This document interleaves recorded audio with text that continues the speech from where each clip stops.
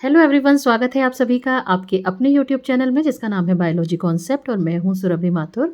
और बच्चों, हम लोगों ने एल्गी के अब तक काफ़ी सारे टॉपिक्स पढ़ लिए हैं। जैसे कि हम लोगों ने पढ़ा थैलस स्ट्रक्चर, डाइवर्स हैबिटेट, फिर नोस्टॉक, ऑसिलेटोरिया, कारा, वॉल्वॉक्स, काफ़ी सारे टॉपिक्स हम लोगों ने कवर कर लिए। तो अब मुझे ऐसा लग रहा था कि कुछ क्वेश्चंस करना बहुत ज़्यादा ज़रूरी है, क्योंकि जो कॉन्सेप्ट्स हैं वो आपके क्वेश्चन से क्लियर होते हैं और वो चीज़ें एग्जाम में ज़्यादा टाइम तक आपके रिटेन रहती हैं। चाहे आप कितनी भी पढ़ाई कर लें, लेकिन जब तक आप क्वेश्चन सॉल्व नहीं करते तब तक वो चीज़ें दिमाग में बैठती नहीं हैं। तो इसीलिए इसी बात को ध्यान में रखते हुए मैं कुछ एमसीक्यूज़ लेकर आई हूँ एल्गी के, जो अब तक मैंने पढ़ाया है उन्हीं के इंक्लूडिंग है ये। तो आइए शुरू करते हैं आज का ये लेक्चर। सबसे पहला क्वेश्चन है, most brown algae live in. अब देखो, हम लोगों ने डाइवर्स हैबिटेट पढ़ा था, अब उसके अंदर से मैंने ये क्वेश्चन लिया है। पहला है फ्रेश वाटर स्ट्रीम, दूसरा है फ्रेश वाटर लेक्स, तीसरा है cool coastal waters of ocean, या डी है नन ऑफ दीज। तो अब देखो, जब मैंने आपको डाइवर्स हैबिटेट पढ़ाया था तब मैंने उसमें बताया था कि कुछ एल्गी होती है जो मराइन वाटर में रहती है, और वहाँ पे मैंने दो क्लासेस के नेम आपको बताए थे। कौन कौन से? एक बताया था फियोफाइसी और एक बताया था आपको रोडोफाइसी। ठीक है, एक था रोडोफाइसी। फियोफाइसी में हम किसको रखते हैं? फियोफाइसी में हम रखते हैं ब्राउन एल्गी को, ब्राउन एल्गी को।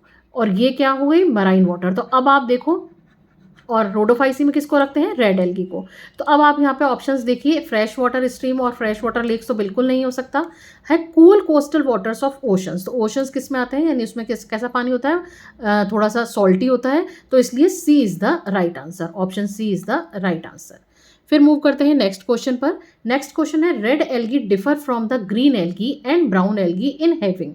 पहला है नो क्लोरोफिल ए। बच्चों, क्लोरोफिल ए जो होता है उसको हम कहते हैं यूनिवर्सल पिगमेंट, यानी वो तो सारी एल्गी में मिलेगा ही मिलेगा, तो इसलिए ये ऑप्शन तो हो नहीं सकता।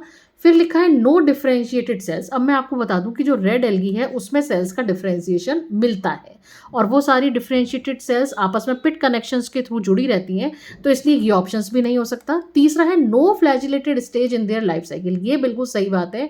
रेड एल्गी और जो ब्लू ग्रीन एल्गी है उनकी पूरी लाइफ साइकिल में कहीं कोई मोटाइल स्टेज, कोई फ्लैजिलेटेड स्टेज देखने को नहीं मिलती, तो ये बिल्कुल सही है। जबकि ग्रीन एल्गी और ब्राउन एल्गी अगर आप देखेंगे तो उसमें आपको जू स्पोर्स मिलेंगे जो कि कैसे होते हैं? मोटाइल होते हैं।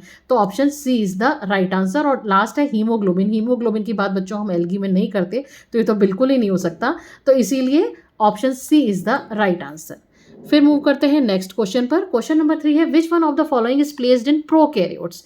प्रोकैरियोट्स मैंने बताया था, प्रो का मतलब क्या होता है? प्रो का मतलब होता है प्रिमिटिव, और कैरियन वर्ड आ गया है, इसका मतलब क्या हो गया है? इसका मतलब है न्यूक्लियस, यानी कि न्यूक्लियस कैसा है? प्रिमिटिव तरह का, इंसिपिएंट, यानी कि उसमें क्या चीज़ नहीं होगी? ना तो न्यूक्लियर मेम्ब्रेन होगी और न ही न्यूक्लियोलस होगा। न्यूक्लियोलस भी क्या होगा? एब्सेंट होगा, न्यूक्लियोलस एब्सेंट होगा।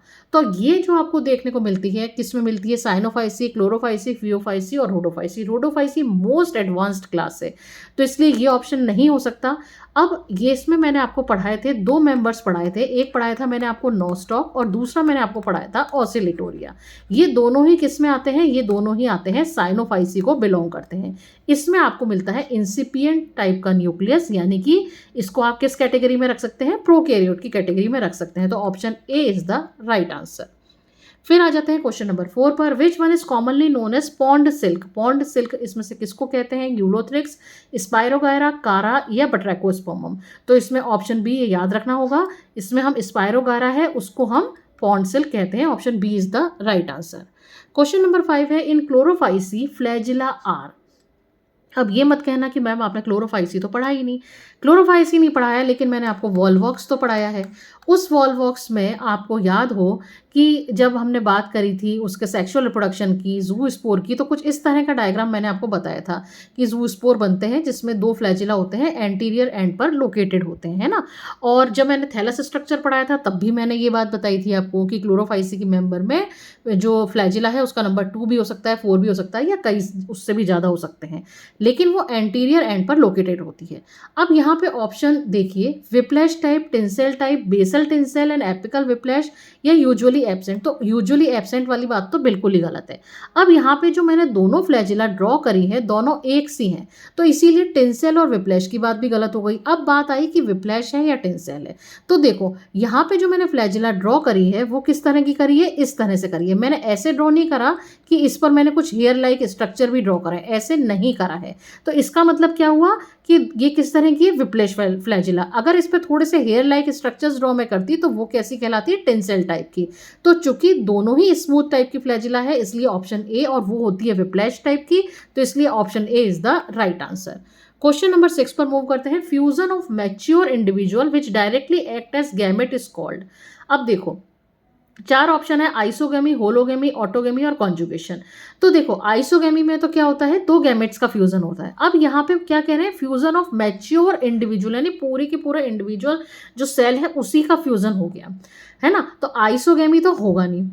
ऑटोगेमी में हम लोग क्या देख रहे थे, ऑटोगेमी में हम लोग देख रहे थे कि उसके केवल न्यूक्लियस का फ्यूजन हो रहा था, है ना। आपको याद हो जब हमने डायटम्स की बात करी थी कि मदर सेल थी और मदर सेल में जो 2 न्यूक्लियस थे उन दोनों का फ्यूजन हो गया था, तो केवल न्यूक्लियस का फ्यूजन हो रहा था। यहाँ पे क्या कह रहे हैं, फ्यूजन ऑफ मैच्योर इंडिविजुअल, यानी इंडिविजुअल भी कह दिया, यानी कि न्यूक्लियस के साथ साथ उसके प्रोटोप्लाज्म का भी फ्यूजन हो रहा है, तो इसीलिए ऑटोगेमी हो नहीं सकता।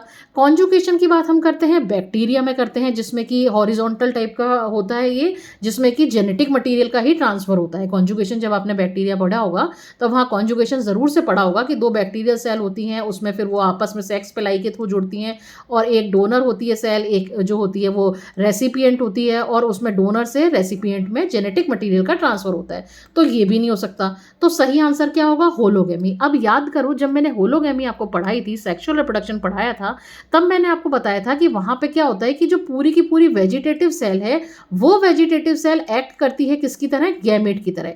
एक गैमेट जो हो जाएगा वो प्लस स्ट्रेन का हो जाएगा, दूसरा गैमेट होगा माइनस स्ट्रेन का होगा, और यहाँ पे क्या होगा, फाइनली दोनों का ही फ्यूजन हो जाएगा। ठीक है, दोनों का फ्यूजन हो जाएगा, नहीं पूरी की पूरी सेल का फ्यूजन हो जाएगा। होलो, होलो का मतलब होता है कंप्लीट, पूरे। तो इसीलिए सही आंसर क्या होगा, ऑप्शन बी, यानी कि पूरी की पूरी इंडिविजुअल सेल का जो है फ्यूजन होता है nucleus as well as protoplasm.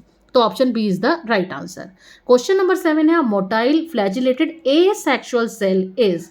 Asexual cell कह रहे हैं। अब अगर मान लो एसेक्सुअल नहीं कहते, सेक्सुअल कह रहे तो हम फिर भी एंथ्रेजोइड पे कर सकते थे, लेकिन ज़ूस्पोर जो है वो कैसे स्ट्रक्चर होते हैं, मोटाइल होते हैं, फ्लैजिलेटेड होते हैं और एसेक्सुअल रिप्रोडक्शन के दौरान बनते हैं। तो इसीलिए सही आंसर क्या होगा, option B is the right answer. Question number 8 है, oogamous mode of reproduction is seen in. अब यहाँ पर आपको 4 ऑप्शन दिए गए हैं, जिग्निमा, क्लेडोफोरा, क्लोरेला और वाउचेरिया। तो अब मैं आपको बताती हूँ, जो जिग्निमा है उस जिग्निमा में आपको तीनों तरह का रिप्रोडक्शन देखने को मिलेगा, यानी कि वेजिटेटिव रिप्रोडक्शन भी देखने को मिलेगा, एसेक्सुअल रिप्रोडक्शन भी देखने को मिलेगा और सेक्सुअल रिप्रोडक्शन भी देखने को मिलेगा। लेकिन इसमें जो सेक्सुअल रिप्रोडक्शन होगा बच्चों, वो होगा बाय कॉन्जुगेशन के थ्रू, तो इसलिए ये नहीं हो सकता। फिर आ जाते हैं, बात करते हैं क्लेडोफोरा की। तो क्लेडोफोरा में आपको एसेक्सुअल भी देखने को मिलेगा, एसेक्सुअल देखने को मिलेगा, साथ ही साथ सेक्सुअल रिप्रोडक्शन देखने को मिलेगा, लेकिन वो सेक्सुअल रिप्रोडक्शन किस तरह का होगा, आइसोगेमस टाइप का होगा, तो इसलिए ये भी ऑप्शन नहीं हो सकता।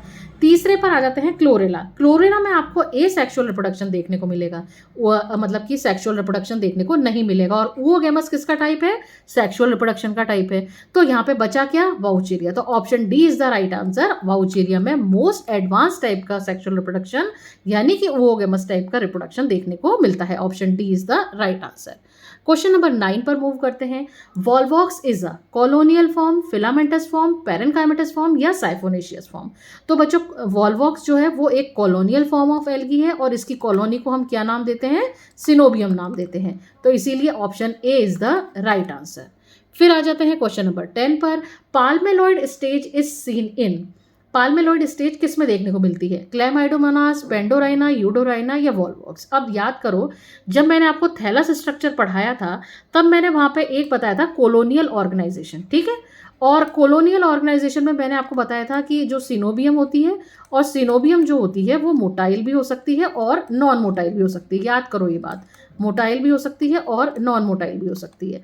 अब यहाँ पर जो वॉल्वॉक्स है अभी बताया कि वॉल्वॉक्स की कॉलोनी को क्या कहते हैं, सिनोबियम। वो किस तरह की होती है, मोटाइल होती है। यूडोराइना और पेंडोराइना उसमें भी क्या मिलती है, सिनोबियम, और वो भी कैसी होती है, मोटाइल तरह की होती है। लेकिन जो क्लेमाइडोमोनास है उसमें चाहे टेम्परेरी स्टेज में ही आपको देखने को मिले पाल्मेलॉइड स्टेज, लेकिन देखने को मिलती है। इन तीनों में तो बिल्कुल नहीं होती, इन तीनों में तो सिनोबियम होती है। तो इसलिए option A is the right answer. फिर मूव करते हैं क्वेश्चन नंबर 11 पर। Fusion between motile gametes of unequal size, यानी दो सेल्स हैं, दो मोटाइल गैमेट्स हैं और उनका साइज अनइक्वल है ना, अनइक्वल है, तो वो उस तरह का फ्यूजन क्या कहलाएगा, आइसो। बिल्कुल नहीं हो सकता, आइसो नाम से पता लग रहा है, यानी कि गैमेट्स कैसे होंगे, सेम होंगे। दूसरा एन आइसो, ये बिल्कुल सही है, इस नाम से पता लग रहा है एन आइसो, यानी कि गैमेट्स क्या होंगे, सेम नहीं होंगे। कैसे सेम नहीं होंगे, यानी कि मॉर्फोलॉजिकली भी सेम नहीं होंगे और फिजियोलॉजिकली भी। मॉर्फोलॉजिकली तो इन्होंने कह ही दिया क्योंकि अनइक्वल साइज है, तो इसका मतलब क्या है, मॉर्फोलॉजिकली डिफरेंट होंगे। तो ये किस में आएगा, एनाइसोगेमी में। ठीक है, तो option B is the right answer. Hologamy में आपको बता ही चुकी हूँ क्या होती है। 12th क्वेश्चन है, which of the following alga forms non motile coenobium colony. अब देखो, अभी मैंने पढ़ाया था आपको कि वॉल्वॉक्स में सिनोबियम मिलती है, लेकिन वो कैसी होती है, मोटाइल होती है। फिर यूडोराइना और पेंडोराइना, इसमें भी कैसी होती है, मोटाइल सिनोबियम देखने को मिलती है। लेकिन हाइड्रोडिक्टियन, जिसको कि हम एक नाम और देते हैं, और वो नाम क्या है, वाटर नेट, उसमें आपको नॉन मोटाइल सिनोबियम देखने को मिलती है। यानी यहाँ पे जो कॉलोनियल ऑर्गेनाइजेशन है वो किस तरह का है, सिनोबियम है, और वो सिनोबियम कैसा है, नॉन मोटाइल टाइप का है। तो option D is the right answer, non motile, option D is the right answer. फिर आ जाते हैं क्वेश्चन नंबर 13 पर। An alga that imparts red colour to snow. अब उस एल्गा का नाम बताना है। ए है क्लेमाइडोमोनास निवेलिस, बी है वॉल्वॉक्स ग्लोबेटर, सी है बट्रैकोस्पर्मम बोनेलिफॉर्मी, या फिर डी है सार्गेसम नेटेंस। अब देखो, यहाँ पे कुछ एल्गीज के नाम हमें याद होने चाहिए, जैसे कि वॉल्वॉक्स कई बार बताया, ये क्लोरोफाइसी में आया था, ग्रीन एल्गी है। सार्गेसम है, ये एक ब्राउन एल्गी है, ब्राउन एल्गी है, तो ये बिल्कुल नहीं दे सकता कला। अब यहाँ पे क्या है, कंफ्यूजन हो जाता है बच्चों को। बट्रैकोस्पर्मम देखते ही उस पर टिक लगा देते हैं कि बट्रैकोस्पर्म तो रेड एल्गी है, तो जरूर से यही होगा आंसर। नहीं, इसका जो सही आंसर है वो है क्लेमाइडोमोनास निवेलिस, जो है वो इसका सही आंसर है। ये स्नो को रेड कलर देने का काम करती है। इसमें एंटाजेंथिन नाम का पिगमेंट होता है, जिसकी वजह से ये न केवल अल्ट्रावायलेट रेस से प्रोटेक्ट करता है एंटाजेंथिन, बल्कि स्नो को रेड कलर देने का काम भी करता है। तो इसलिए option A is the right answer. यहाँ पे बट्रैकोस्पर्मम पर टिक मत करना, भले ही ये रेड एल्गी है, लेकिन ये स्नो को रेड कलर देने का काम नहीं करती। Option A Chlamydomonas nivalis is the right answer. Move करते हैं नेक्स्ट क्वेश्चन पर। Name the female sex organ in Chara. Archegonium, गोनिडियम, पार्थिनोगोनिडियम या नोक्यूल। देखो बच्चों, आर्किगोनियम जो है वो क्या है, ब्रायोफाइट्स, टेरिडोफाइट्स में हम बात करते हैं सेक्स ऑर्गन की, फीमेल सेक्स ऑर्गन की, है ना। कारा क्या है, एल्गी है, तो ये तो बिल्कुल ही गलत हो गया। फिर गोनिडियम, ये हमने कहाँ पढ़ा था, वॉल्वॉक्स के ए सेक्शुअल रिप्रोडक्शन में पढ़ा था, है ना। वॉल्वॉक्स में जब ए सेक्शुअल रिप्रोडक्शन हमने डिस्कस किया था तब पढ़ा था। और गोनिडियम और पार्थिनोगोनिडियम एक ही बात है, तो ये भी नहीं हो सकता। बचा क्या, नोक्यूल। जो फीमेल सेक्स ऑर्गन है कारा में, उसको हम क्या कहते हैं, नोक्यूल कहते हैं। जो मेल सेक्स ऑर्गन है उसको ग्लोब्यूल कहते हैं। यहाँ हमसे फीमेल सेक्स ऑर्गन पूछा गया है, तो सही आंसर क्या होगा, ऑप्शन डी, नोक्यूल। फिर मूव करते हैं नेक्स्ट क्वेश्चन पर। A curved plate like 8 sailed stage in the development of coenobium is called. जब सिनोबियम की बात करी थी हमने वॉल्वॉक्स में, ए सेक्शुअल रिप्रोडक्शन जब हमने पढ़ा था, तो वहाँ पे एक कर्व्ड प्लेट स्टेज आई थी, कुछ इस तरह से था वो। 8 सेल्ड स्टेज थी, 1 2 3 4 5 6 7 और 8 सेल्स थी। नाप करके गिन करके आपको 8 ही सेल्स बनानी थी, सब में न्यूक्लियस प्रेजेंट था। तो ये 8 सेल स्टेज क्या कर्व्ड प्लेट के फॉर्म में थी। इस स्टेज को हम क्या कहते हैं, प्लेकिया स्टेज कहते हैं। तो option C is the right answer. Spermatia की बात हम किस में करते हैं, रोडोफाइसी का जो एंथ्रेजोइड होता है उसको हम स्पर्मेशिया कहते हैं, और कार्पोगोनियम की बात भी हम रोडोफाइसी में करते हैं। तो यहाँ पे हमसे पूछा गया है curved plate like 8 sailed stage ये हमें देखने को मिलेगी वॉल्वॉक्स के एसेक्सुअल रिप्रोडक्शन के दौरान। तो option C is the right answer. तो बच्चों इस तरह से आज हम लोगों ने टोटल 15 क्वेश्चंस किए। आज का वीडियो आपको कैसा लगा, आगे और किन टॉपिक्स पर मुझे वीडियो बनाना है, ये अगर आप मुझे कमेंट करके बताएंगे तो बहुत अच्छा लगेगा। और अगर आपको आज का वीडियो पसंद आया हो तो प्लीज़ इसको लाइक करिएगा, शेयर करिएगा और चैनल को सब्सक्राइब करिएगा। Thank you very much.